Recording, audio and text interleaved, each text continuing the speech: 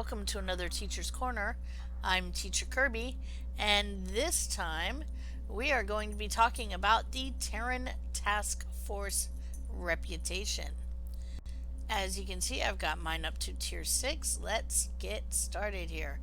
On Tier 1, or when you complete Tier 1, you get 2 Ground Captain traits, and these are Dibernium Mesh, which gives you phaser damage resistance and control resistance. Be careful you don't misread that thinking you get some phaser damage. It is phaser damage resistance. And melee damage and run speed. This is called close quarters combatant. So if you are doing melee damage or a melee tune, this might be something to consider. Or if you want to increase your run speed, this might be a trait to consider. I know if you're, for example, during the winter event and the summer event, some people will add these traits to their character in order to increase the speed that they travel during the competitive races. Alright, moving along. And we have our space traits, Dibernium Impact Lattice. Again, phaser damage resistance and control resistance. This does not give you phaser damage, it gives you resistance. And we have our torpedo pre-fire sequence. This gives torpedo damage and destructible torpedo flight speed. So this does increase. It gives 12.5% bonus torpedo damage. That means it is a category 2 bonus, which is pretty good. And so you might want to consider, if you are running a full torpedo boat, you might want to consider using this skill. All right, moving right along. We have our neural network overload, an emergency personal cloaking device. These are both ground traits, and the neural network gives a chance to deal electrical damage and reduce run speed of your enemies. The emergency personal cloaking device gives a cloak to yourself when at low health.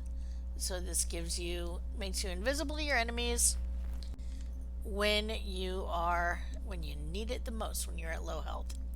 Alright, moving along, our tier 4, we get torpedo astrometric synergy, which means using a torpedo bridge officer ability reduces your science bridge officer recharge times. And then we have our regenerative torpedo synergy. We're using a shield healing bridge officer ability. These are usually science abilities. Reduces your torpedo bridge officer recharge times. Okay, so you have two things that tend to work hand in hand here. And then finally, our tier 5, well, not finally, but as far as our new abilities, tier 5, we get visual dampening field. This is a ground ability, and it gives a player-based AoE cloak to your allies. Remember, you are an ally, so it does affect you as well. It gives a confuse to your enemies. So let's hover over. So friends within field, so it says affects friend and self. Friends within the field at time of activation are cloaked for 15 seconds. It does warn that outgoing damage may break the cloak. So if you're cloaked and you fire, you may rematerialize, or you may become visible again. Creates a visual dampening field at your current location for 15 seconds, which confuses your enemies that are within. Alright, and finally we have our tier 6. Remember, tier 6 changes all of your abilities to rank 2, which increases their effectiveness by 25% or 1/4. So for example, where's that pre-fire? Oh,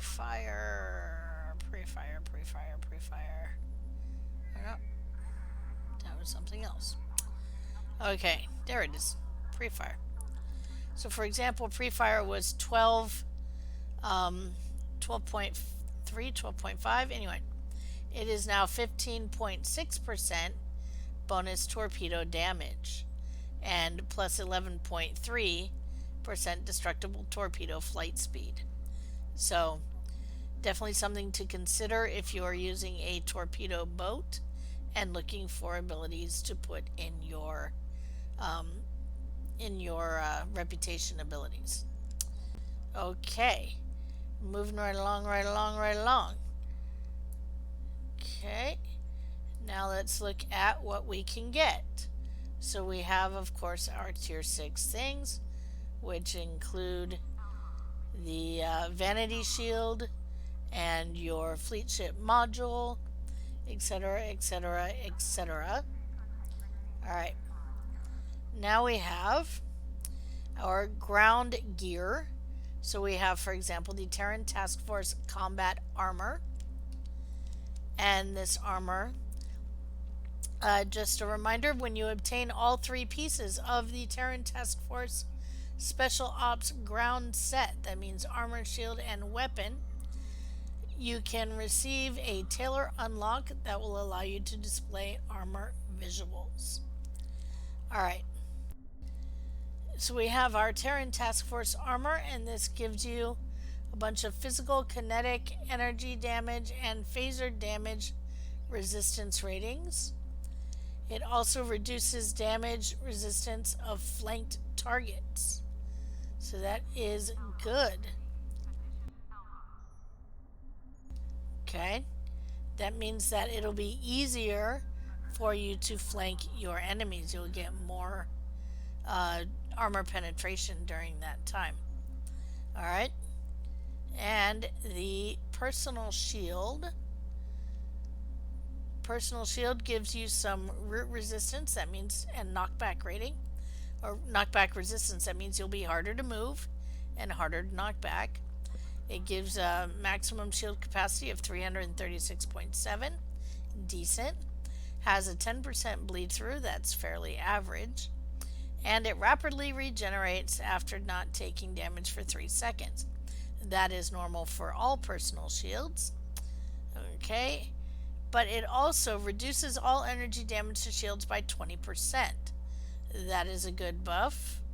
And has a 2.5% chance to reflect pulse of disruptor damage to your attackers, dealing 75% of incoming energy weapon damage.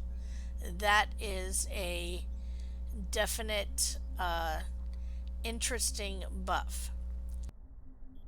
So if you like passively dealing, you're kind of like a feedback pulse, dealing energy damage back to your attackers, then this might be the shield for you. Alright, and moving right along, right along, right along, we have, now there's 3 different choices for the weapons. There is the Terran Task Force Batleth, which gives basically a basic Batleth attack. Okay, and it does apply electrokinetic capacitor charge, which we'll get into. Let's see, lasts for 60 seconds and 10 stacks max. Okay, and same thing for the secondary attack. Okay, and moving right along, right along, right along, we also have the Terran Task Force High Density Beam Rifle. This is disruptor damage. Yep, disruptor damage. And again, it grants 1 high density charge to yourself for 60 seconds. After 7 charges, it converts the high density beam to high density beam spray. So basically after 7 shots, you get a spray instead of just the single shot. Okay, and you also get a 5% chance to apply a stack of withering radiation that lasts for 60 seconds, and you can stack up to 5 stacks maximum.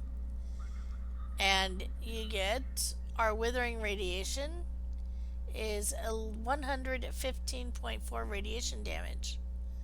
Okay, plus you get a 20% crit severity because it does have a crit mod on it. Alright, moving right along, right along. Our second tier energy weapon is the phaser variant, and everything, of course, is the same with the exception that it is phaser damage. So you will not see the phaser rifle until you unlock tier 6. Okay?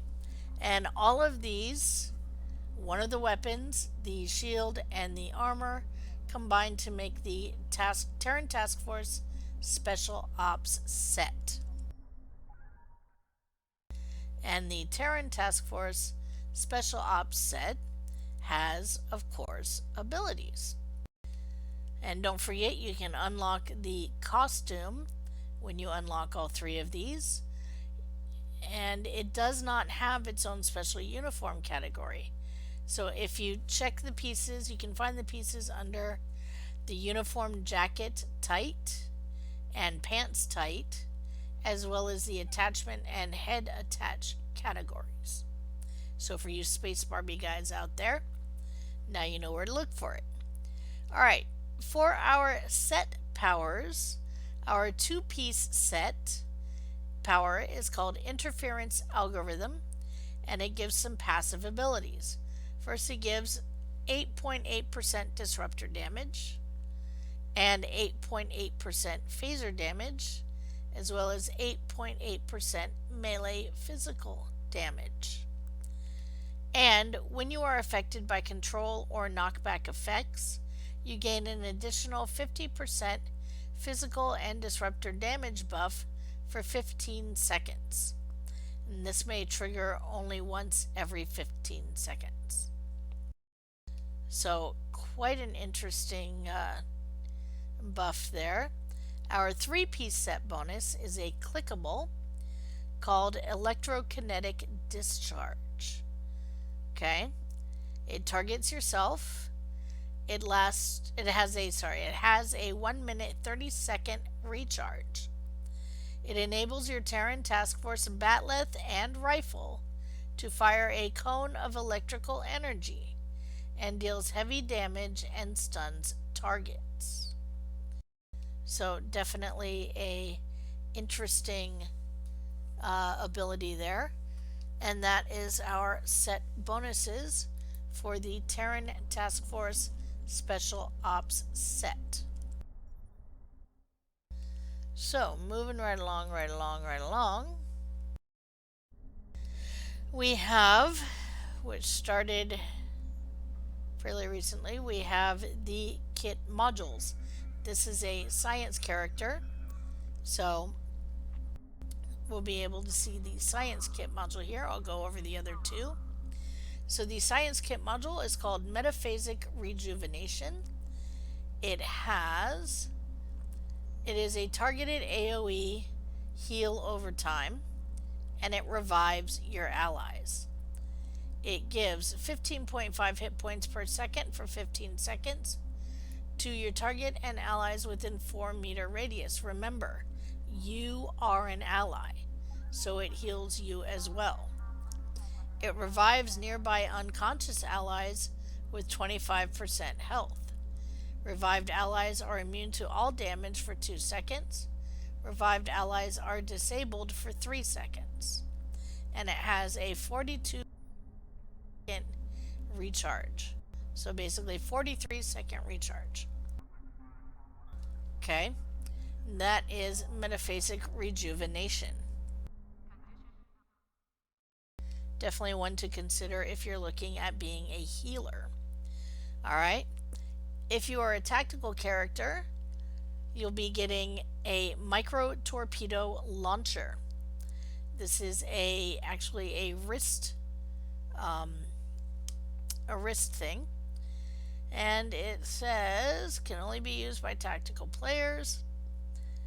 Launch a micro photon torpedo at your target. The torpedo homes in on the target dealing kinetic damage on impact. Torpedo then explodes, dealing kinetic damage to targets in nearby area and knocking them down. Okay. It is a targeted area of effect kinetic damage and knockback. Kinetic damage to target with 50% shield penetration, not bad. Kinetic damage in 3-meter radius, 50% shield penetration, and reduces from epicenter, and it has a 70% chance to knock back 4 feet. Okay, not a bad thing there. And then on our for our engineering characters, we have override shield safeties. Okay, and override shield safeties gives a shield hardness buff, meaning it makes our shields harder to penetrate, and then a PB AoE, or player based area of effect disruptor damage. So we get our double duty here. So it reduces damage to our shields by 70% for 5 seconds. On expiration, it deals disruptor damage to targets within 10 meters. Not a bad little combo there. Alright, moving right along. Now that we have finished all of our ground abilities, let's move on into space. So for our space abilities, we have the ferrofluid hydraulic assembly. This is going to give us maximum hit points by almost 10%. It's going to give us +3 weapon power setting, +3 aux power setting, and it's going to give a minus half a second, or 0.5 second shared torpedo recharge time. So now this means when you fire a torpedo, you will see a very quick second or so when you cannot fire another torpedo. That is what they mean by shared torpedo recharge time. This reduces that time immediately after firing one torpedo where you can't fire another. So if you are running a torpedo boat, this would definitely be a console to consider, because the faster, half a second doesn't seem like very much, but when you're talking about even just 2 minutes in a map where you're constantly firing torpedoes, that half a second adds up, because this is half a second off every time that you fire a torpedo. So definitely something to consider. Alright, and then we have our, let's move on because there's other munitions here. Where are they? There they are. And then we have our Terran Task Force Disruptor Beam. Hello, I was looking at, there we go. Okay, let's go back. Terran Task Force Disruptor Dual Heavy Cannons. So these are the best dual heavy cannons in the game. I will get to why here in a bit. So they deal disruptor damage, but here's the little caveat. Damage dealt increases as target's hull decreases, up to 200% damage at 25% hull. Now, what this means is, whatever the damage you're dealing, when your enemy gets down to 25% hull, you are now dealing double the amount of damage you were dealing before out of this beam. So this beam then becomes the best beam in the game. Or this cannon then becomes the best cannon in the game, because it has the potential to deal double its damage on any target. Not to mention, it also has the radiation, the withering radiation proc on it. So there you go. Now this is Disruptor. Disruptor is the original energy type that comes with the reputation. When you reach tier 6, you unlock the phaser variant. Phaser variant, same thing. Okay, exactly the same thing. The only difference is that it is phaser instead of disruptor. And therefore it has the, there you go. And then we have, of course, the beam arrays. Beam arrays are the same as the cannons. The only difference is they're beam arrays. So this is the best disruptor beam in the game. And disruptor is, of course, the primary energy type. And you hear my cat Takuvma meowing in the background. Okay. And then, of course, the phaser beam array, same thing as the disruptor, only it's phaser instead of disruptor damage. And again, best phaser beam in the game. Definitely, if you are running a disruptor beam build or disruptor build, you want the disruptor weapons from here. If you are running a phaser build, you want to get the phaser weapon from here. And then we have the Terran Task Force Photon Torpedo Launcher. And this has the same proc as the beam weapons, the energy weapons, which makes it the best photon torpedo in the game. If you are running a torpedo boat, this torpedo is definitely highly recommended, especially when you run it on high yield and shoot it at something that is at 25% hull. Holy crap, does that hit hard. Definitely a highly recommended torpedo if you are running a torpedo boat. Okay, and that is our munitions. So let's take a look at the set bonuses. There we go. So our set powers, two-piece set bonus is 13.3% projectile weapon damage. This makes sense. It's primarily, Terran tends to be a little skewed towards torpedoes, not a bad thing. The three-piece set bonus is a clickable ability called secondary torpedo launchers. This has a 2-minute recharge. It gives to you for 20 seconds. Launching a torpedo launches an additional basic torpedo of a similar type on impact. Destructible torpedoes and devices launch an additional basic torpedo after 2 seconds. So basically, this is kind of an expensive get for a torpedo boat, and you have to give up one of your weapon slots to an energy weapon in order to actually get it. So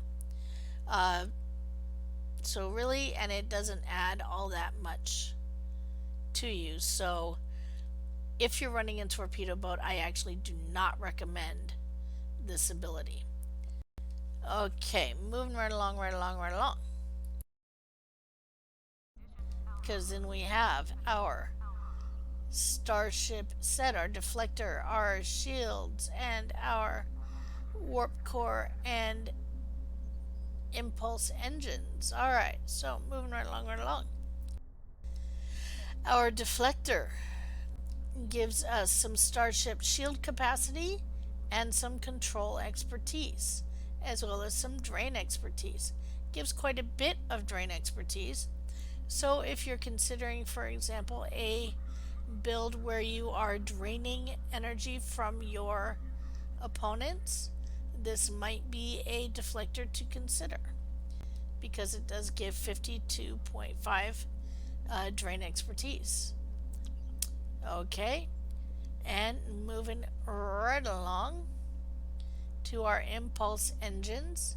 This gives some flight speed. It gives some turn rate, both average. It also gives plus 100 all damage resistance rating for 15 seconds.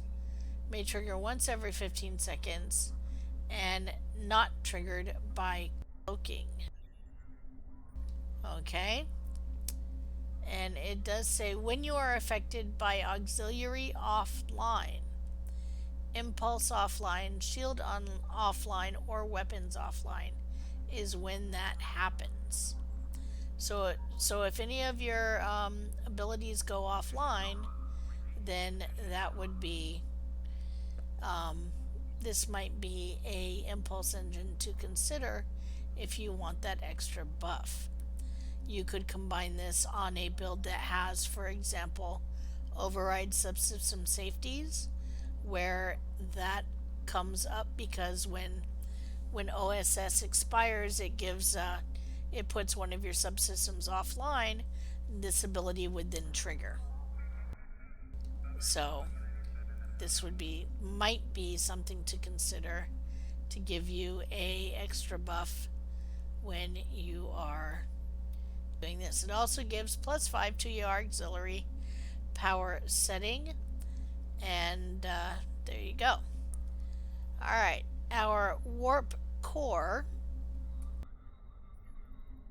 Our warp core has an interesting ability we'll get to in a bit, but it gives your maximum warp is 9.97 or warp 10. It adds 7.5% of your weapon power to your auxiliary power as bonus power. It also gives some EPS flow. In other words, it increases your power transfer rate, which is always a good thing. And it gives some weapon subsystem performance, which gives you bonus weapon power. It also reduces your cooldown for your transwarp by 50%. And it gives a weapons capacitor, which repairs offline weapon systems and gives you +15 weapon power setting for 10 seconds. That has a 4-minute recharge. Now on to the interesting thing. So this gives +0 to 5 maximum subsystem power. That means it allows each subsystem power to exceed 120 power levels increase over time in combat. So that means you can get up to 130 on all 4 subsystems. Now this also gives you +0 to 5 additional subsystem power. That means that you can get up to +5 on whatever your normal subsystem power is. Based on the longer you stay in combat, the higher it'll go, but it will only reach to 5. So let's be clear there, it's not going to go, 130. It's not going to go +50. It's only going to go +5. Okay? So the usefulness of this is a bit limited, but definitely something to consider if that is what you're looking for. Alright, Singularity Core.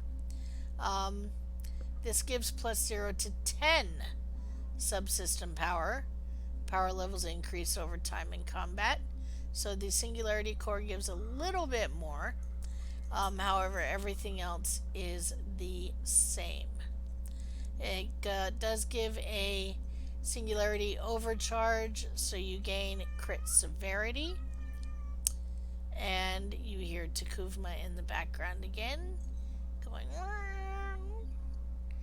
okay. And it gives you a weapons capacitor, which gives up to 30 weapon power based on your singularity level. Okay, and our final piece of this puzzle, the Terran Task Force Covariant Shield Array. So this gives a little over 11,000 to our maximum shield capacity to each facing, 10% bleed through, and it gives 302.8 regeneration every 6 seconds. It has a 2.5% chance to reflect pulse of disruptor damage to your attackers, dealing 75% of incoming energy damage. So kind of like a built-in feedback pulse. Okay, and it reduces phaser damage to shields by 20%. So quite an interesting little thing there. So if you come up against a bunch of enemies that do phaser damage and you want to have a 2.5% chance, is pretty low.